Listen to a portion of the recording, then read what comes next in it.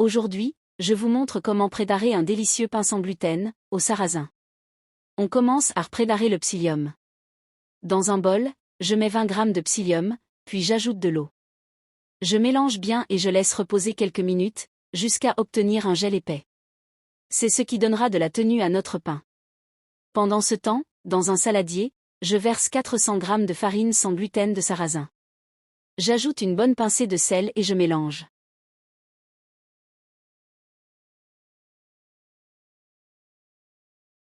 J'incorpore ensuite de la levure de boulanger et une cuillère à soupe de miel, ou de sucre si vous préférez. Puis j'ajoute environ 300 à 320 ml d'eau tiède.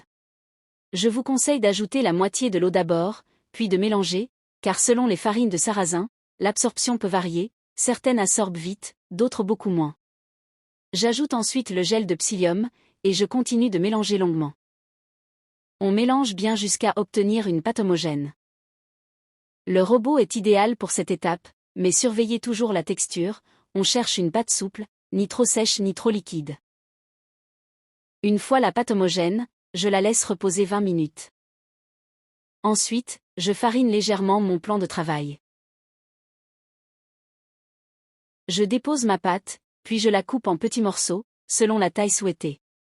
Je façonne des boules en utilisant un peu de farine, ou bien de la semoule de millet ou de maïs pour faciliter le façonnage. Quand les boules sont prêtes, je les aplatis légèrement pour leur donner la forme d'un petit pain traditionnel. Je laisse reposer 30 minutes. Pour la cuisson, j'utilise une poêle bien chaude. Je fais cuire chaque pain des deux côtés, jusqu'à ce qu'ils deviennent bien dorés, comme les pains traditionnels. Cette méthode me rappelle tellement le pain que faisait ma grand-mère. Une vraie merveille. Ces petits pains se marient aussi bien avec du sucré que du salé. À vous de choisir.